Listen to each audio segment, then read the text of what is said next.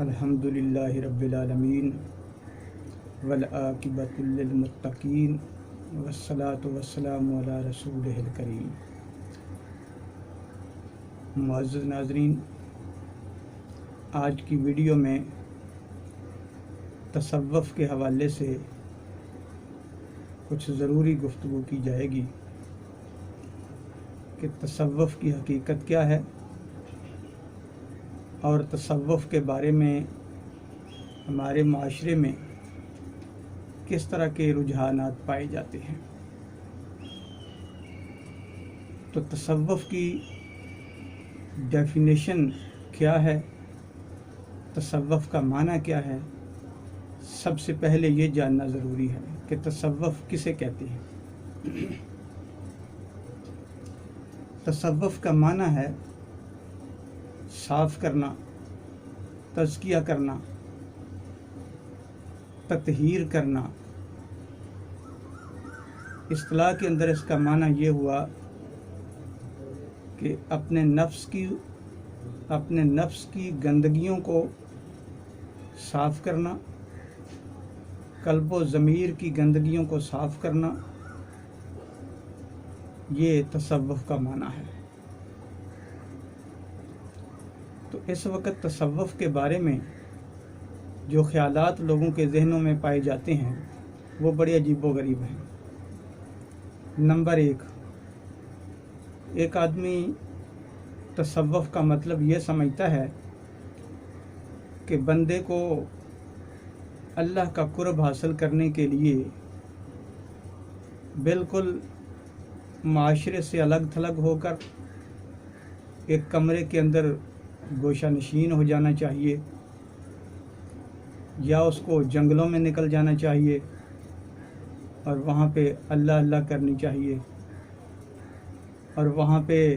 وہ ریاضتیں، مجاہدے اور چلے کشیاں کرتا ہے، اور یہ سمجھتا ہے کہ میں جتنی زیادہ اپنے نفس کو تکلیف دوں گا اتنا ہی زیادہ میں اللہ کے قریب ہوتا چلا جاؤں گا۔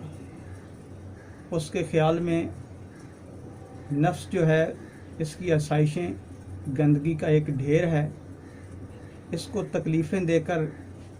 جتنا زیادہ پاک و صاف اور منزہ کیا جائے گا اتنا ہی زیادہ مجھے اللہ کا قرب حاصل ہوگا۔ اس کو اس بات کی کوئی پرواہ نہیں ہوتی کہ میں نے معاشرے میں لوگوں کے حق بھی ادا کرنے ہیں،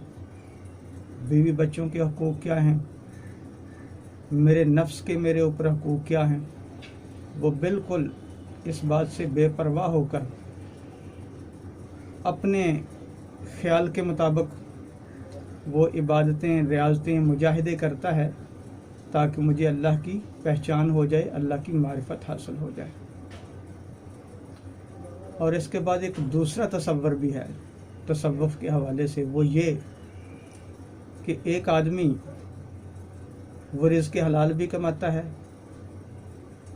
اپنے بچوں کے حق بھی ادا کرتا ہے، 5 وقت کی نماز بھی ادا کرتا ہے، حج بھی کرتا ہے، روزے بھی رکھتا ہے، صدقہ و خیرات بھی کرتا ہے، لیکن وہ اپنے آپ کو یعنی اس کے دل کے اندر یہ تصور ہوتا ہے، اس کے دل میں یہ خیال ہوتا ہے کہ اس کو بس اپنی ذات کو درست رکھنا چاہیے،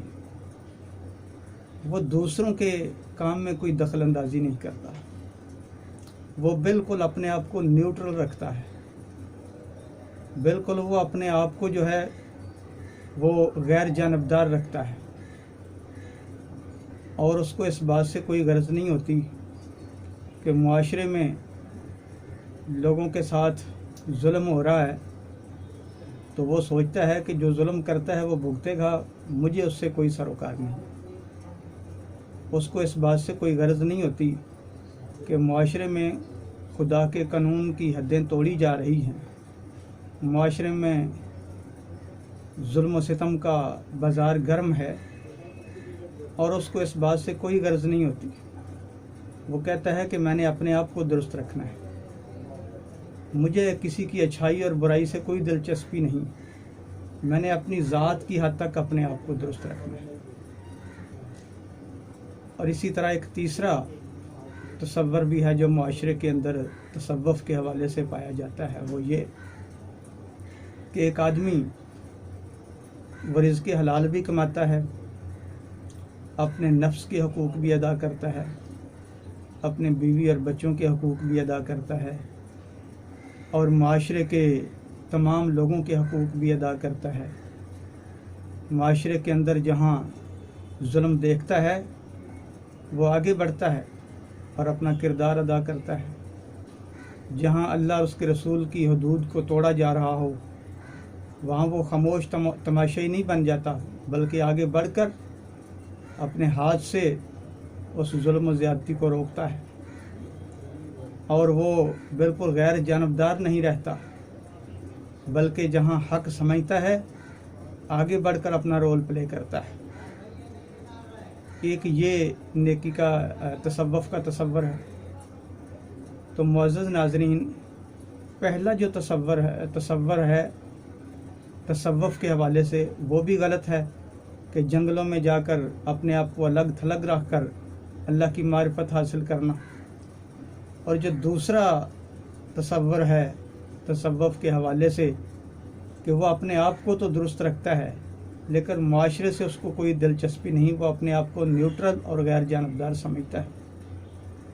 یہ تصور بھی غلط ہے۔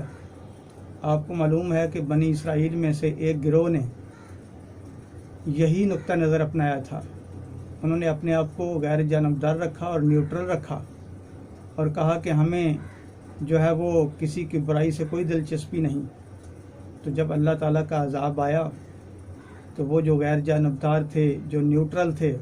وہ بھی اللہ کے عذاب سے نہیں بچ سکے۔ تو اس لیے جو تیسرا تصور ہے کہ جو خود بھی برائی سے بچتے ہیں اور دوسروں کو بھی برائی سے بچانے کی کوشش کرتے ہیں، معاشرے میں آگے بڑھ کر عدل و انصاف کو قائم کرنے کی کوشش کرتے ہیں، جہاں ظلم کو دیکھتے ہیں خاموش تماشائی نہیں رہتے، آگے بڑھ کر ظلم کا ہاتھ روکتے ہیں۔ اس لیے حضور نبی کریم صلی اللہ علیہ وسلم کی وہ حدیث کہ ظالم کی مدد بھی کرو اور مظلوم کی مدد، صحابہ نے پوچھا کہ مظلوم کی مدد تو سمجھ میں آتی ہے، یہ ظالم کی مدد کیا ہے؟ تو آپ نے فرمایا ظالم کی مدد یہ ہے کہ جب وہ ظلم ڈھا رہا ہے تم آگے بڑھو اور اس کا ہاتھ ظلم سے روک دو، یہ ظالم کی مدد ہے۔ جب ظالم ظلم سے باز آ جائے گا، ظلم نہیں کرے گا، تو لا محالہ اس کو گناہ نہیں ہوگا، تو یہ آپ اس کو گناہ سے روک کے اس کو ظلم سے بچا کر اس کی مدد کر رہے ہیں۔ تو یہ جو تصوف کا تیسرا تصور ہے یہ بالکل عین اسلام کے مطابق ہے، یہی جائز ہے۔